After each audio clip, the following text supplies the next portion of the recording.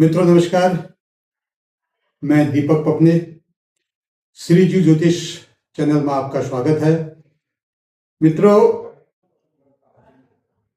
चैत्र नवरात्रि के विषय में एक वीडियो पहले आप बना चुका हूं, आपने देखी होगी। और उस पर मैंने जो चर्चा की थी कि चैत्र नवरात्र कब से शुरू हो रहे हैं, क्षय तिथि कब है, कब से हमें नवरात्र की शुरुआत करनी चाहिए, और कब अष्टमी है, कब नवमी है, व्रत किस दिन लेना चाहिए, पारायण किस दिन करना चाहिए। तो ये सारी चीजें मैंने आपको उस वीडियो में बताई थी। आज आपके सामने एक ऐसा विषय रख रहा हूं नवरात्र के, चैत्र नवरात्र के बारे में, कि इस दिन बच्चों को क्या करना चाहिए, बड़ों को क्या करना चाहिए, जो पूरी नवरात्रि ले रहे हैं उनको क्या करना चाहिए, और जो 2 नवरात्रि 3 नवरात्रि या टूटी हुई नवरात्रियां ले रहे हैं उनको क्या करना चाहिए। इस विषय में आज चर्चा करेंगे, और क्या करना चाहिए क्या नहीं करना चाहिए, दोनों विषय आपके सामने रख रहे हैं। वीडियो को लाइक शेयर सब्सक्राइब जरूर करें। मित्रों, पहला विषय हमारा मैंने बच्चों पर बना रखा है। बच्चे ये प्रातः उठ करके जब बिस्तर से उठें, माँ बाप माता पिता इनको पहले बता दें कि आप जब भी उठें पृथ्वी का स्पर्श करें, माँ पृथ्वी का स्पर्श करें, और पृथ्वी का स्पर्श करने के बाद अपना दाहिना पांव पृथ्वी पर रखें। उसके बाद अपने नित्य कर्म करें। बच्चों के लिए दूसरा बिंदु बच्चों के लिए है कि पानी में गंगा जल डाल करके स्नान करें, और हो सके तो थोड़ा पीली सरसों भी उसमें डाल करके बच्चे स्नान करें।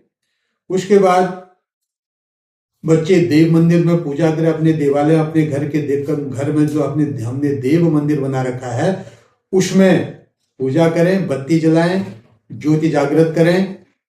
उसके बाद मां सरस्वती का स्मरण करें। ओम सरस्वती नमः, ओम सरस्वती नमः करके इसको 11 बार या 21 बार या 51 बार इस मंत्र का स्मरण करें।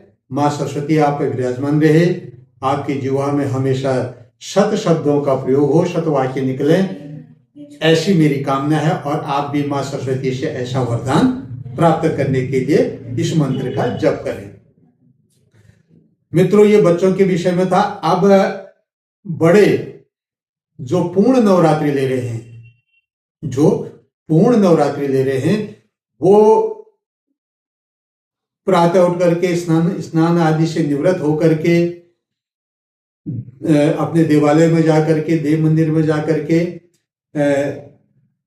गौरी गणेश का स्मरण करके, अपने इष्ट का स्मरण करके, उसके बाद घर में चाहे माँ की फोटो हो या माँ की तस्वीर हो या माँ की मूर्ति हो, इसकी स्थापना करें। स्थापना करने के लिए आपने कुछ नहीं करना है। माँ की मूर्ति, फोटो एक चौकी बना करके उसमें रख दें, और चौकी बना करके माँ की मूर्ति को, माँ की तस्वीर को वहाँ पे स्थापित कर दें। उन्हें गंगा जल से स्नान कराएं, और गंगा जल से स्नान कराने के बाद एक साफ सुथरे कपड़े से उनका प्रक्षालन यानी उसको पोंछ दें, और उसके बाद गंध, अक्षत, वस्त्र इत्यादि चढ़ा करके एक पुष्प फूल की माला माँ सरस्वती माँ को पहना दें। माँ भगवती को पहनाने के बाद, माँ शेरावाली को पहनाने के बाद लाल चुनरी माँ को उड़ाएं, ये अति आवश्यक। उसके बाद रोली, मोली, बतासे, फल, पान के पत्ते, आम के पत्ते, ये सारी चीजें ला करके, आम के पत्ते, जो घट की स्थापना करना चाहता है और कलश की स्थापना करना चाहता है, वह आम के पत्ते 5 पल्लव 5 पत्ते आपके कलश में रख करके उसमें सुपारी, सरसों, 1-2 रुपए के सिक्के इत्यादि डाल करके माँ के निमित्त कलश यानी घट की स्थापना कर लें। और उसके बाद गणेश जी की मूर्ति या फोटो माँ की फोटो, चावल, जनेऊ, कपूर, लौंग, इलायची, गंगाजल, लाल कपड़ा, कलश, माँ का श्रृंगार, हल्दी की गांठ, घी, दीपक, इतनी चीजें कलश स्थापना के लिए और माँ की मूर्ति की स्थापना के लिए, माँ की तस्वीर की स्थापना के लिए आवश्यक है। रोली मोली, बतासे, फल, पान के पत्ते, आम के पत्ते, गणेश जी की मूर्ति, माँ की फोटो या माँ की तस्वीर या माँ की मूर्ति, चावल, जनेऊ, कपूर, इलायची, लौंग, गंगाजल और लाल कपड़ा, कलश, माँ का श्रृंगार, हल्दी की गांठ, घी का दीपक, इतनी चीजें जब जो व्यक्ति पूर्ण नवरात्रि ले रहा है, जो पूर्ण नवरात्रि ले रहा है, वो माँ की स्थापना करने के लिए इतनी चीजें ला करके माँ की मूर्ति की स्थापना करें और उन्हें पहले गौरी गणेश जी की पूजा करें, उनको वस्त्र पहनाएं, लौंग इलायची अर्थात तांबुल यानी पान चढ़ाएं और कलश की स्थापना करें, हल्दी की गांठ वहां पर रखें और घी का दीपक वहां पर जलाएं।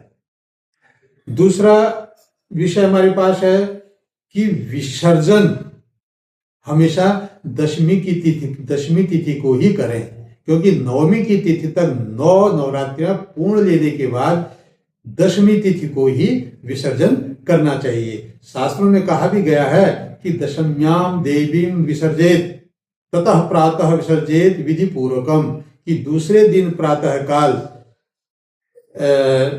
विसर्जन करने की प्रक्रिया होती है। माँ की जो हमने मूर्ति स्थापित कर रखी है, उसके बाद पारण हमेशा नवमी को ही करना चाहिए। नवम्याम पारणम कुर्यात, कि नवमी तिथि यानी नवमी को ही पारण करना चाहिए।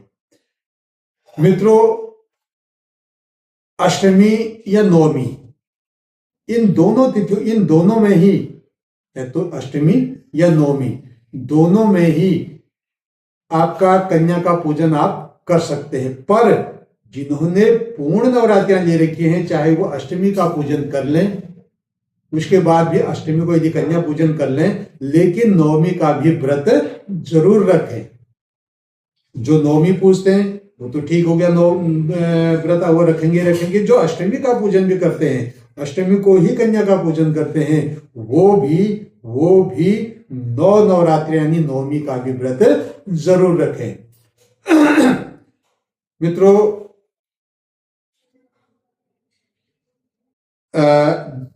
जो 9 व्रत पूरे कर लेता है, वो दिन में सूर्यास्त से पहले ही पारण करें, सूर्यास्त के बाद पारण बिल्कुल नहीं करें। ध्यान रहे कि सूर्यास्त से पहले हम पारण का कार्य कर लें।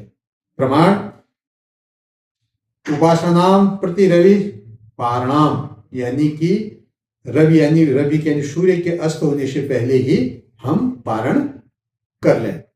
उसके बाद जितना हो सके इस दिन गुरु के द्वारा दिए गए मंत्र का भी गोपनीय जप कर सकते हैं।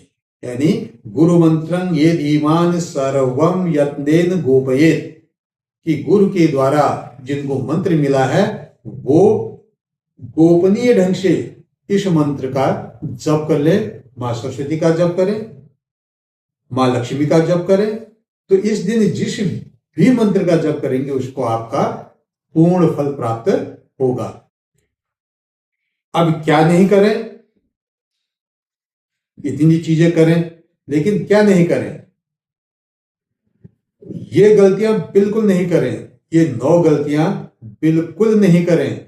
कि पहली चीज क्या है, पहली गलती ये ना करें कि व्रत के बारे में किसी को न बताएं कि मैंने आज व्रत ले रखा है, मैं 9 व्रत पूरे ले रही हूं या ले रहा हूं। इस प्रकार से किसी से भी अपने व्रत, जो हम अखंड व्रत ले रहे हैं, उसके बारे में किसी को भी न बताएं, नहीं उसको भी गोपनीय रखें। दूसरी चीज क्या न करें, ब्रह्मचर्य का पालन करें। तीसरा, भूमि पर शयन करें, और व्रत के दिन दिन में सोना नहीं चाहिए, इससे व्रत खंडित हो जाता है। चौथा, बाजार की वस्तुओं को खाने से बचें। कि बाजार में कितनी आजकल क्या है कि व्रत के पापड़, व्रत के चिप्स, इस प्रकार की कई चीजें मिलती हैं, लेकिन इस दिन इन व्रतों में बाजार की वस्तुओं का सेवन बिल्कुल न करें, मात्र फलाहार का ही सेवन करें। लहसुन, प्याज, मलका, मसूर, इन चीजों का सेवन बिल्कुल नहीं करें। मित्रों, व्रत उपासना के दिन, व्रत के दिन किसी भी पराये घर का अन्न ग्रहण न करें, इस चीज से बचें। और घर में क्लेश ना करें। व्रत के दिन, उपासना के दिन घर में बिल्कुल क्लेश ना करें। व्रत के दिन दूसरों की निंदा न करें। महत्वपूर्ण विषय, हम किसी न किसी चर्चा पे, किसी न किसी बात पे दूसरे की निंदा करने लग जाते हैं, इससे भी व्रत खंडित हो जाता है। दोबारा इस पर चर्चा करेंगे कि व्रत के बारे में किसी को न बताए, यदि बताते हैं तो व्रत खंडित हो जाता है। ब्रह्मचर्य का पालन करें, नहीं तो व्रत खंडित हो जाता है। भूमि का शयन करें, भूमि में शयन करें, और दिन में सोए नहीं, अगर ऐसा करते हैं तो भी हमारा व्रत खंडित हो जाता है। बाजार की वस्तु का यदि हम सेवन कर रहे हैं तो भी हमारा व्रत खंडित हो जाता है। लहसुन, प्याज, मलका, मसूर, इन चीजों का भी अगर हम सेवन कर रहे हैं तो भी हमारा व्रत खंडित हो जाता है। पराये घर का अन्न ग्रहण कर रहे हैं तो हमारा व्रत खंडित हो जाता है। घर में अगर क्लेश कर रहे हैं तो हमारा व्रत खंडित हो जाता है। व्रत के दिन अगर दूसरे की निंदा कर रहे हैं तो भी हमारा व्रत खंडित हो जाता है। तो इतनी चीजों से बचें नवरात्रियों में। और अखंड ज्योति की स्थापना करें, अखंड ज्योति की स्थापना करें। उसके बाद मां भगवती, संसार की अधिष्ठात्री देवी को नमन करें। और नमन करने के जब हम स्थापना करते हैं, नमन करने के बाद एक संकल्प लें। व्रत का मतलब संकल्प। एक संकल्प लें कि इन 9 दिनों में हमें जो गलत कार्य हैं वो नहीं करने चाहिए, झूठ नहीं बोलना चाहिए, और जो मैंने आपको 9 चीजें बताई अभी, उनका पूर्ण पालन करें। अन्यथा व्रत का लेना हमारा परिपूर्ण नहीं हो पाएगा, उसका फल हमें प्राप्त नहीं होगा। इसलिए मित्रों, आज मैंने नवरात्रि के व्रत में क्या करना चाहिए, क्या नहीं करना चाहिए, इस विषय पर चर्चा की। आगे एक वीडियो आपके लिए मां भगवती अर्थात चैत्र शुक्ल पक्ष की नवरात्रि के बारे में और बनाऊंगा। तब तक के लिए धन्यवाद।